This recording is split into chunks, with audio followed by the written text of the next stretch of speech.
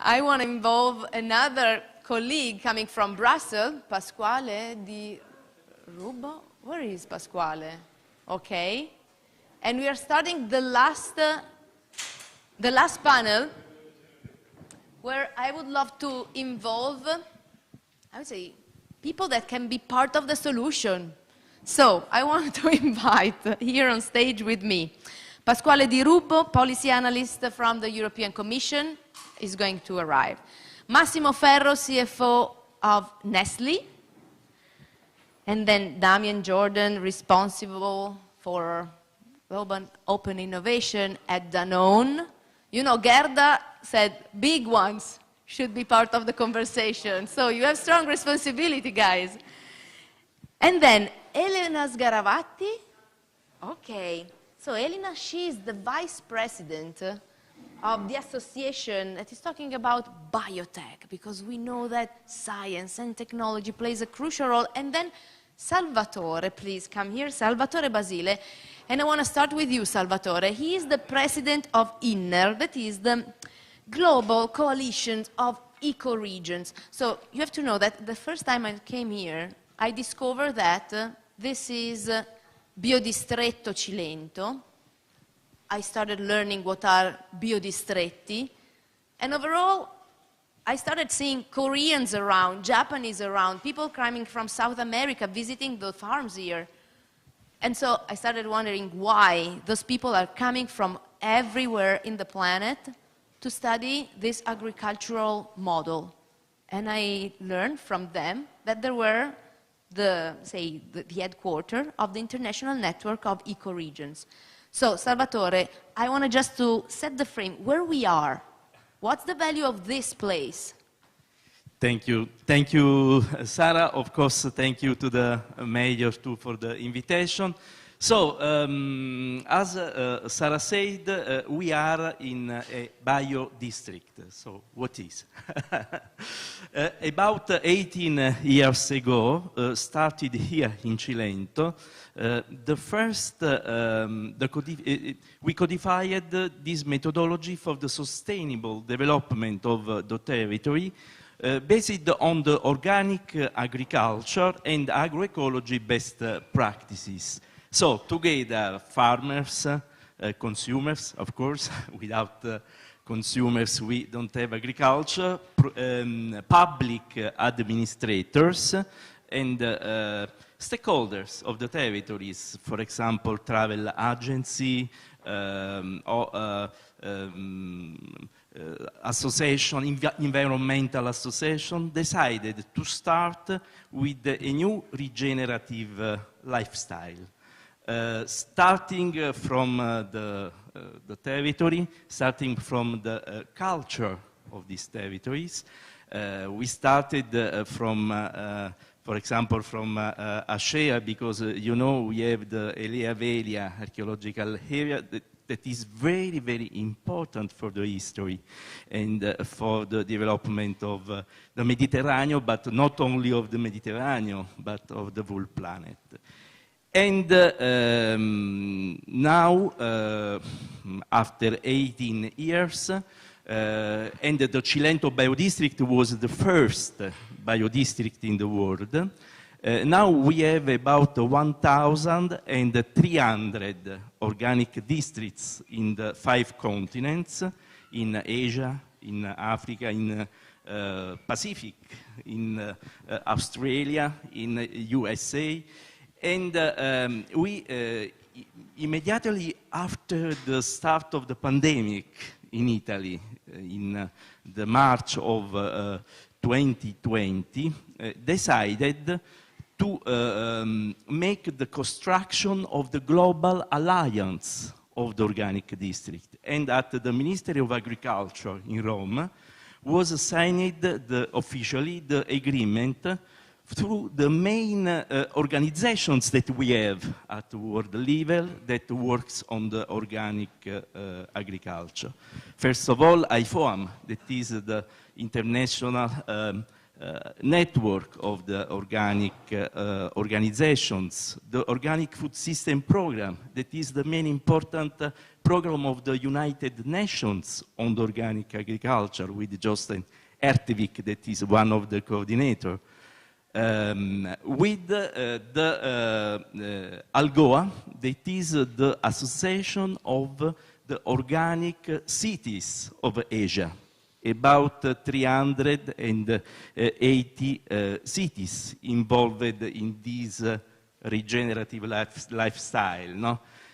And many others. So finally, we have this year in July, the next World Summit of this global alliance of the organic districts that will be in Asia, in Goesan, in South Korea, with a strong representative from Cilento.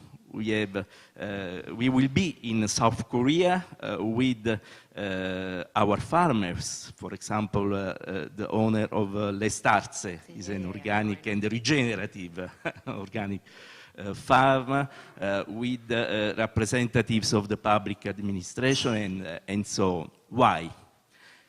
Because first of all, we need to work on this concept of regeneration, and our idea is that we have to start from the real good practices that we have. Here in Cilento, we have really good practices, many good practices, but in particular after the Mediterranean diet was codified here, this methodology of the biodistrict that now we try to share with other friends everywhere in the world. Thank you. Thank you so much. So from your voice, we are hearing that this is already something that is global and shared with many parts of the world. We have been hearing also which are the challenges that Gerda was sharing with us. And on the other hand, we have Europe that is setting very high targets that we all need to achieve on one hand, but also that is putting in place strategies that can guide, let's say, food system transformation. How might we improve together the global food system? So from now, I would love, first of all, Pasquale, to start to share the concept of the farm to fork, which are potentials and the challenges. Are we going to make it or not? Because, let's say, within the framework of hunger, the war, and the pandemic, there's even much more to do. There's even much more to do. And I think that all of you can represent solutions on how we can manage this transformation. Please, Pasquale. Thank you, Sara, and good morning, everyone, and thanks a lot for having me here today. I'm from DG Agri, and I'm from the Policy Perspective Unit of DG Agri, the European Commission, so where everything started, together with the colleagues from DG Sante, DG ENV, we conceived the farm to fork. And when drafting the strategy, we thought it was important to set some target and define a clear deadline, because actually time is running. There are problems that we keep discussing. We have been discussing for the last at least 20 years. And there have been always some problems in the meantime. So there is never a perfect moment to say, okay, now it's the time. And unfortunately, the train is moving. And we decided to set up some political targets in order to really bring everyone in the same direction. Because it's important in a big continent like the European Union with millions of people, entities, municipalities, stakeholders, consumers and so on, that we really define a clear target and in order to go really in the same direction. And that's why we came up with the farm to fork targets, the idea to reduce by 50% the use of pesticides by 2030, increasing organic farming in Europe by 25% by 2030, reducing the nutritional losses in agriculture by 50%, and according to our calculations, we will be able to reduce by 20% the use of fertilizers in Europe.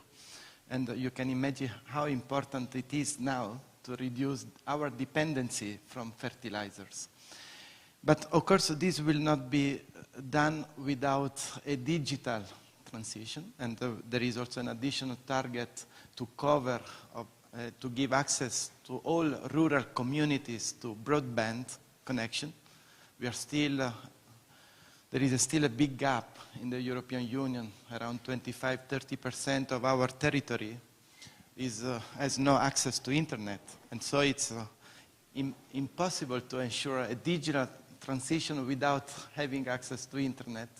And of course also our dependency on antimicrobials. So we set up this target of 50% reduction.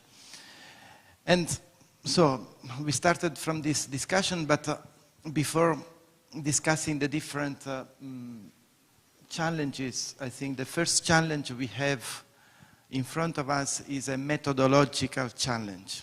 And I'm very happy that this morning we have been discussing really a lot about this, really how to ensure a systemic approach. We have been always discussing aspects in a very linear ways. So there is a problem, this is the solution.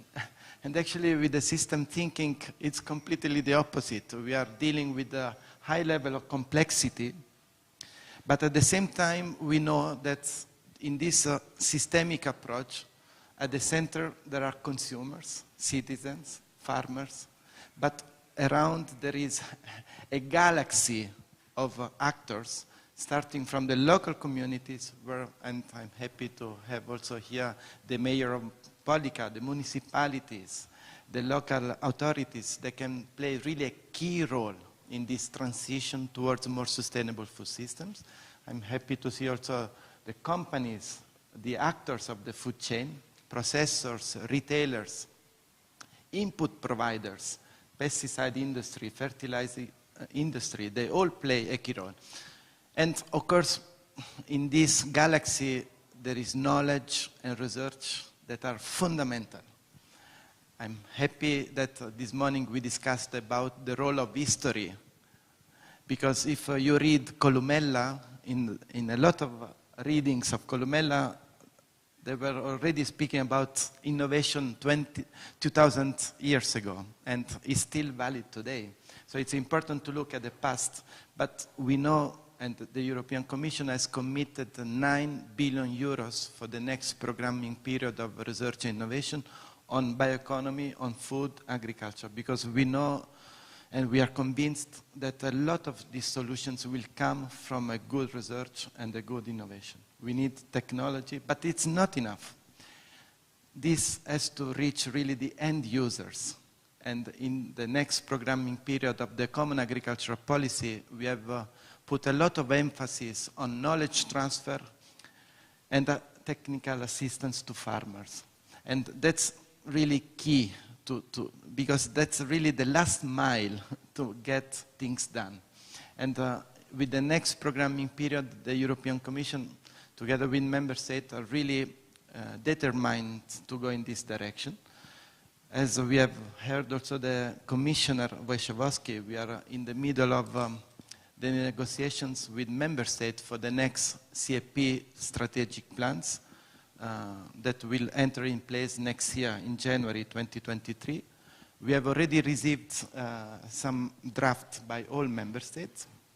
We have done a close look and a close screening of the strategic plans to make sure really that the efforts of member states can really help to deliver the Green Deal target. So we are really asking member states to do all they can, a lot of efforts to really meet the Farm to Fork target and the Green Deal. And we have done also in-depth observations because we think that everyone can do something and has to do something to assure this transition towards more sustainable food systems. So we are not happy with the status quo. We will not happy and we will never accept that member states will do just the minimum. We need to really make sure that public money will help member states and citizens to really do the transition towards more sustainable food systems. And that's really the call of President von der Leyen and all the Commission to really do more than what we have done so far. And that's the moment. And with the farm to fork, of course, we also understand one additional thing. We are not alone. We cannot do this transition only within our European corner. The world is much bigger, and we see now with the aggression of Russia in Ukraine how interconnected are our economies. We finally discovered, although we knew already, that Europe is heavily dependent on strategic sectors like feed, like energy, and we want to really reduce our dependency from third countries on such vulnerable sectors. With the common agricultural policy, we have an opportunity to do that, to reduce our dependency from feed, increase our production of renewable energies, and that's really the moment to address these problems. But at the same time, Europe will not act alone also in the international forum. We spoke about the UN food systems. We are heavily and actively involved in the global agenda with the standard setting, the OIE in Paris, the IPPC, FAO. We try really to ensure this global transition in an inclusive way, where we want to really play a leadership at the global level. I was in Tirana this week speaking with the Balkan countries. They are really open for our dialogue and our cooperation. And Europe has to really show this dialogue, trust, and cooperation with the entire world. We have the instrument to do that.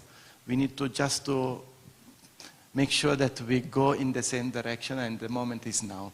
And probably back to your question, are we going to make this target, the farm to fork? I think the success is already there, because everyone is speaking about farm to fork. Everyone is speaking about transition towards more sustainable food systems.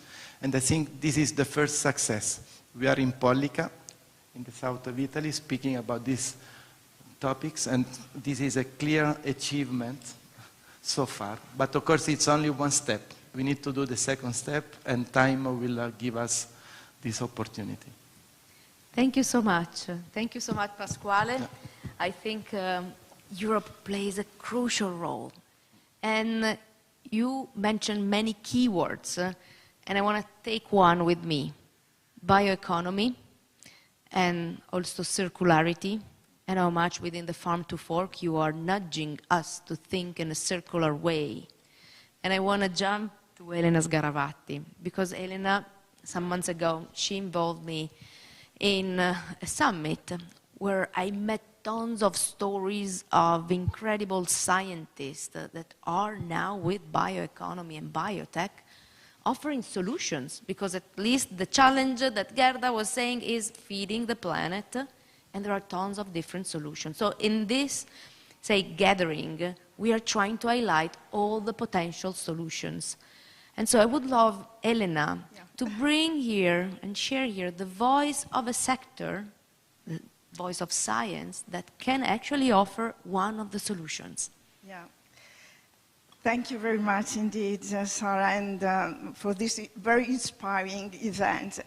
And regarding the farm to fork strategy, we believe, as representing, of course, ASSO Biotech Association, which is the association of all the biotech industry in Italy, I believe that biotech can contribute truly in very big way to farm to fork strategy, while in farm to fork strategy maybe has been underestimated the potentiality that can be provided by biotech, because you know that biotech is a key enabling technology, which means that can be something that make two dimensions which are apparently irreconcilable, which are the growth of economics with the decrease of CO2.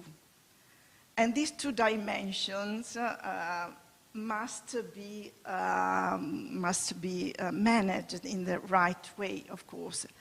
And this is the point. And biotech can be used as a lever that make a new economic model sustainable. For instance, you know that bioeconomy is made with many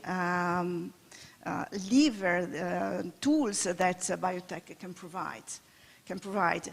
For instance, the TEA, the breeding technique, hybridization of the cultivar, which Italy is very rich.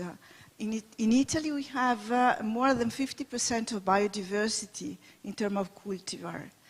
And this process of hybridization due to the breeding technique are providing cultivar more resistant to the disease, to fungal infections, to dryness, so more resistant to the climate change. And so the key theme is to produce more with less. So I wonder why the farm to fork strategy, biotech lever, that you correctly said that we have to use all the levers that we have in our hands. So why biotech has not considered as one strategic lever? Because hybridization and TEA, for instance, can provide very resistant cultivar, but not only hybridization, I mean even biocides coming from biomass, and so bioeconomy. Biocides and is a need to reduce the quantity 50% less or 50% less of pesticides. How to achieve those very challenging objectives? Using all the levers that we have available. And not only pesticides, so fertilizers, so recycling,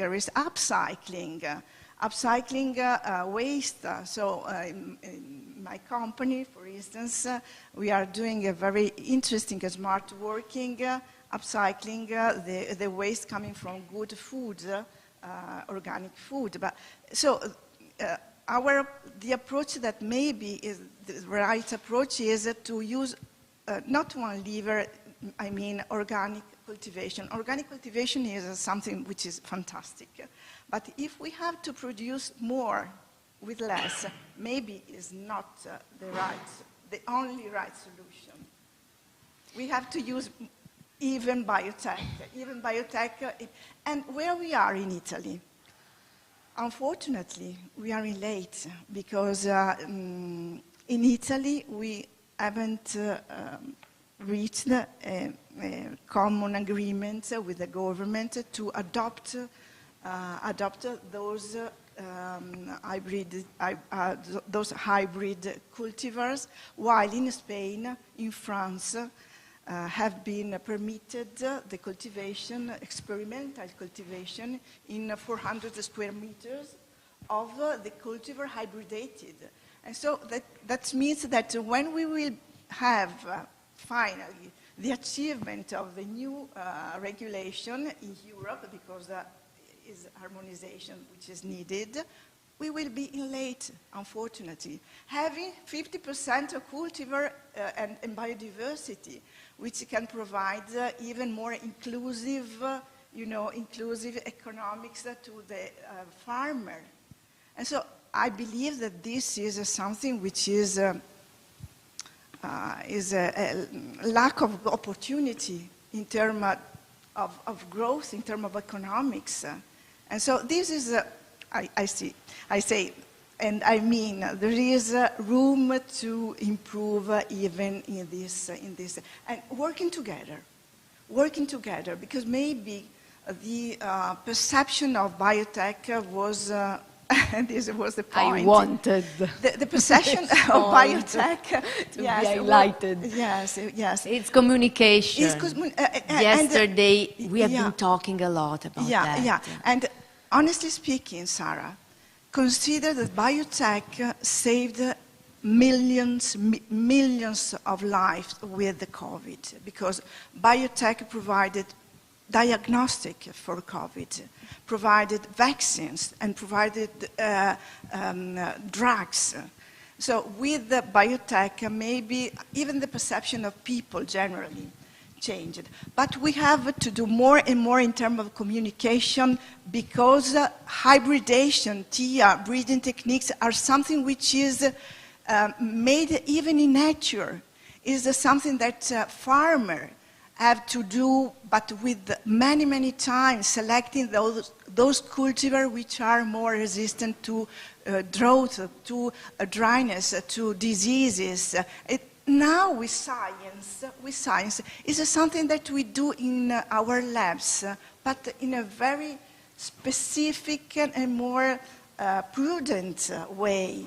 So it's something which is, I would say, natural. Natural means nothing, but in this case we have to adopt the term naturally, because it's something that doesn't make fear to the people. So we have to go to work more together.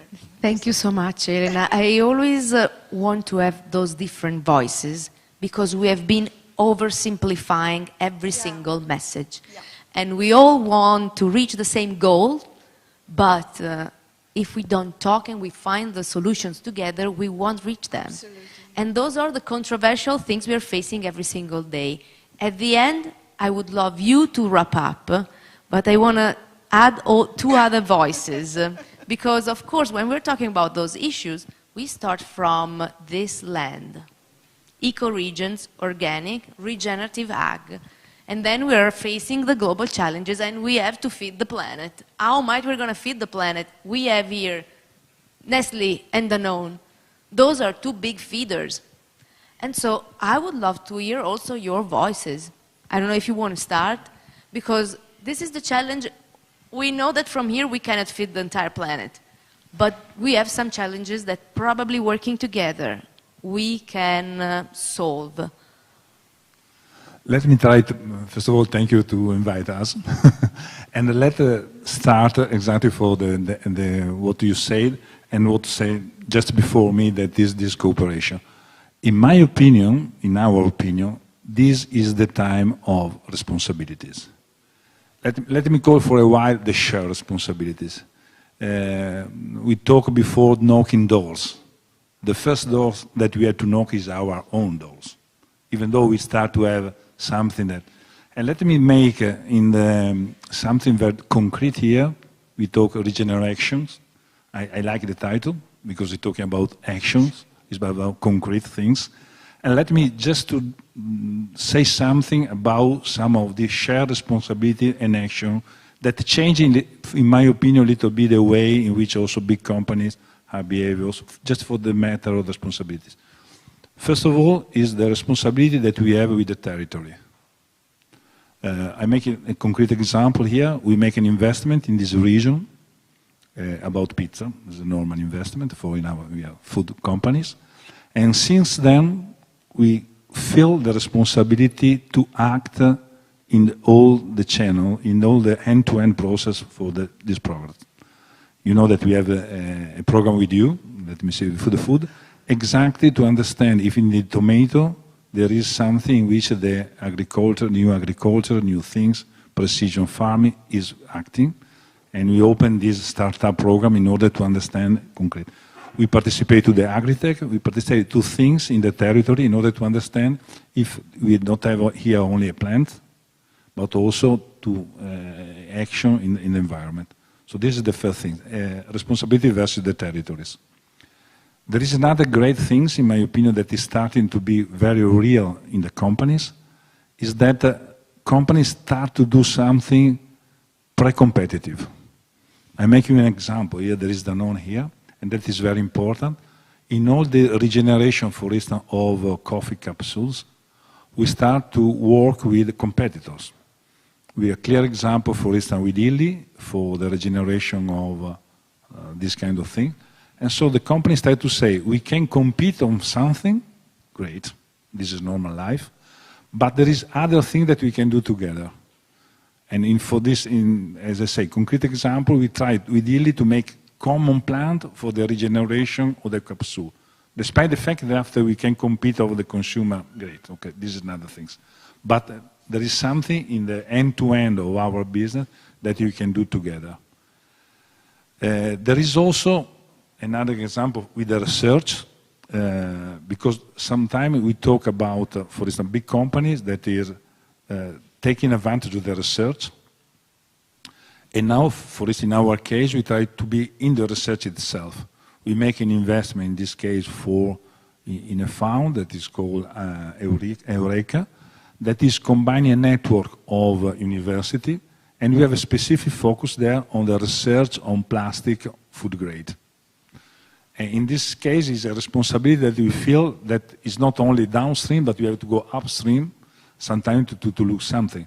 It's usually that we are looking at packaging, for instance, only with the suppliers. Of course, we keep on doing that by definition. But let's come back a little bit to the research and understand if the scientists could be focused on something that after we can use the day after. Because the connection sometimes between a research, company, consumer is, let me see, the time sometimes is too long. Because in our opinion, sometimes the research is looking for something, the company is looking for another thing. We have to speak each other just to understand which are the area in which we can focus on that will be immediately available the day after for the consumer for that. But as I say, this is the time that we feel the responsibility, and the responsibility is only a shared responsibility, let me this one. Definitely, it's a shared responsibility. And we saw you acting here in the region, in Benevento, with what you have been doing with the community. So it's shared with who? With the community. So I think that this is really a key point. Yeah. And you are representing here a huge company, the biggest one in the world, and is here acting for Italy and in Italy. Yeah. Let me do one last thing about as Italian. Yeah. And I feel, let me see you discuss a lot of things. Sometimes I'm astonished how much potential we have overall, and how, let me see, shame, I don't know.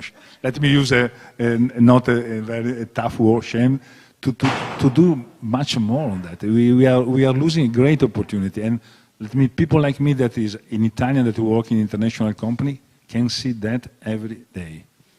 I'm going to ask to Damien if he's seeing this in Italy. But let's say we have another voice now, another big company. I'm saying that we are trying to think what's going to be the role, which are the key elements, because Danone also, as Nestle is doing, the first thing you told me is we don't want to do it by ourselves. We need to involve others. This is a challenge that is too big to achieve just by ourselves. And then you started coming and learning and wandering and meeting the farmers, meeting the players, talking with the mayors, understanding which are all the dots that we need to connect. Damien, I want to hear also your perspective on that. I'm going to try. Does that work? Yeah. But yeah, if I can start just to zoom out a little bit, and as we try to say that also as a big company, as an innovation team, as a big company, I always like to zoom out and to look at what are the big stakes. So climate. I mean, we have less than 10 years to do something on the climate. And obviously, when we look at the food industry, we're not exactly an industry which is extremely positive as an impact for the climate and for society as a whole. I mean, when we look at it, we have 30% of greenhouse gas emissions coming from agriculture and food. We are basically an industry of monoculture. We are, I don't know, never remember the number, but I think it's 70% of our food that is grown from about 15 crops, which is not exactly reflecting by the biodiversity that we find in nature. And so how do we, as a food industry, change that? How do we become not really a factor, a negative impact on, how do we change our negative impact on climate into becoming a solution? And still, I mean, we are big companies, big ship. It's not exactly easy to shift in one go. So how do we draw a trajectory that's going to take us in really in the right direction within also the time frame that we have, which is, for many of us, it's about operating within the 1.5 degree of the Paris Agreement with this horizon of less than 10 years. So that is the big question on the how and what are the pressure that can be added from Europe, from everyone, the consumers, also to help us actually move our companies into the right direction. So in some way, we look at the work that has to be done, which is enormous. On the other way, we can also acknowledge the kind of pressure that are being put on the food system as a whole by the consumer, who are rapidly, maybe not enough rapidly, but rapidly putting more pressure, understanding more, becoming more sophisticated in their understanding on what is sustainable food, what is sustainability, what is sustainable food, making better choice. So they are putting a pressure. All of our companies are making commitments into regenerative agriculture, into, like I said, operating into the Paris Agreement framework. Retailers also have an important role to play to also push us and educate the consumer. I think new brands that are coming are super important. We see them appearing more and more. I call them the regenerative native brand. We used to have the brands that are digital native, that were putting pressure on big food, but now you have the regenerative native one that are coming up, and again, thinking completely differently their business model, with a more, by design, nature positive business model. And then we have, yes, the institution, the regulation, that's going to help us also to structure better, understand better how we monitor our impact on nature and climate that we may have. So we have the big question on how, trying to think very concretely, how do we do? Because we start to have an understanding of what should we measure when we want to have a more positive footprint. But still, the path to becoming ideally regenerative company is, it's not an obvious one. And we tend to think about it, I think, often too incrementally. And we need to think about it also with an innovative view and trying to draw the picture of, through innovation project, what virtuous food or net positive or food that are people and planet positive should look like.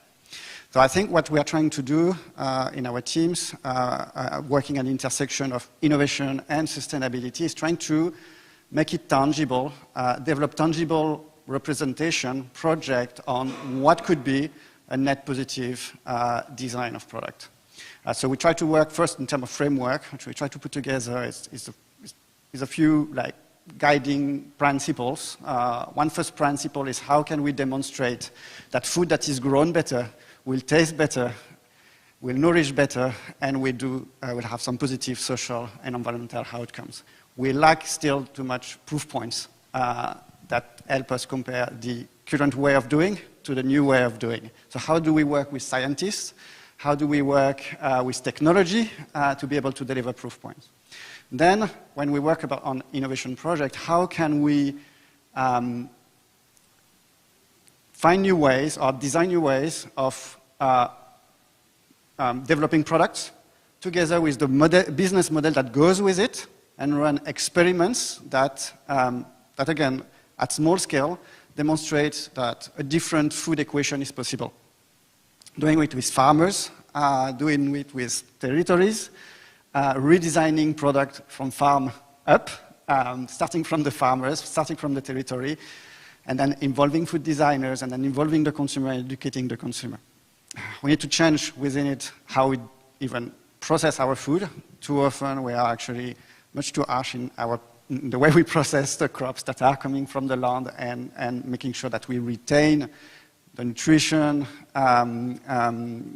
of those crops, so that it delivers that value to the consumer as well. And maybe last, of course, we need to look how to bring and deliver those foods to the consumer, and that's really trying to solve the packaged food issue of single-use, of the single-use, so the post-single-use packaging economy, if I may say. And then, where do we do that?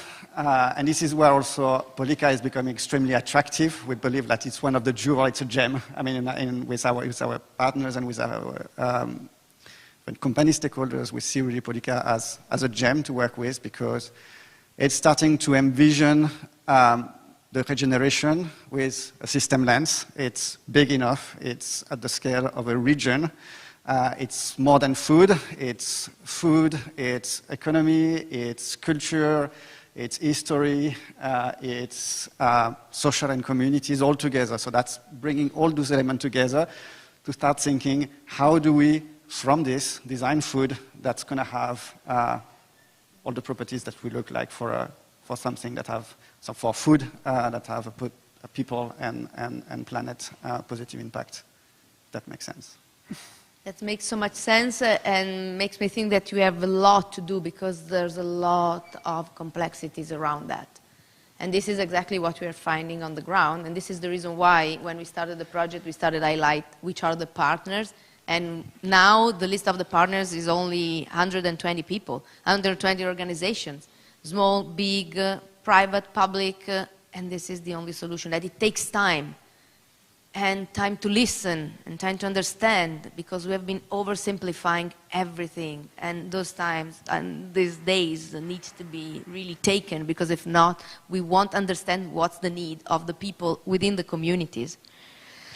So thank you so much for all the perspective that you have been sharing. I want from you just 2 words. Also because the bell is ringing, saying that it's time to go to have lunch. But Pasquale, I think that to connect the dots, Farm to Fork and Europe can play a crucial role, but we need to find the time to understand this complexity and connect the dots and transform all of those connections in actions, as Massimo was saying at the beginning. May I say 3 words? Absolutely. So I think listening to this interesting panel, 3 words came to my mind. First is diversity. One is responsibility. The other one is pressure. So diversity, responsibility, and pressure. Meaning that in terms of diversity, looking at 2040, we did a study with the colleagues from the Joint Research Center, and we tried to see really how the agricultural sector will evolve in 2040 and how the European farmers will look alike.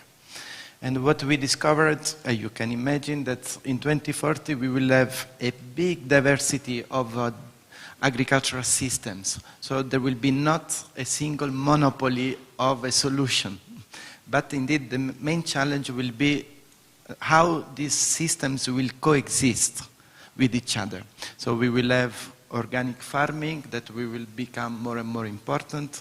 We will have regenerative farming systems, more specialized systems, more biotech systems.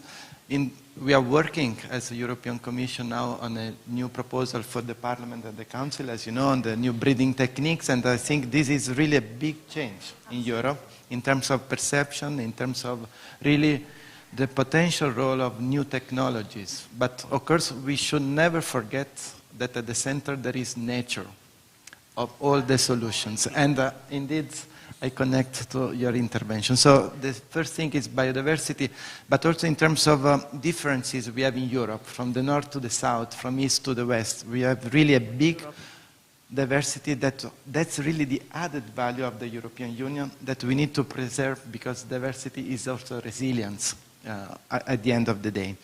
Then the second reflection on responsibility, and I'm very happy that you brought up that concept because responsibility, everyone has a role to play, and in the Farm to Fork, I think the industry has already showed a high level of responsibility with a code of conduct for responsible business practices that the industry came up last year. So on how to promote responsible practices along the food chain, being more dialogue with other actors when they buy products to the farmers, or also internal practices. And we are, as European Commission, very we are monitoring very closely the achievement of these responsible practices, because we need to show indeed the concrete results. And in terms of responsibility, we have been speaking a lot about the environmental dimension of sustainability, but we are also very interested to see how this economic dimension, so the aspect of fairness, fair price that we pay to farmers, how this could be really embedded in the different initiatives of the Farm to Fork. I open a small parenthesis because we are in the middle of a public consultation, and it's open for feedback on the new framework law on sustainable food systems, that where fair price and the aspect of fairness we want to reinforce, and that's also linked to responsibility of other actors in the food systems. And lastly, the pressure. There is no time, and we need to act together. Thanks. Thank you, thank you, thank you.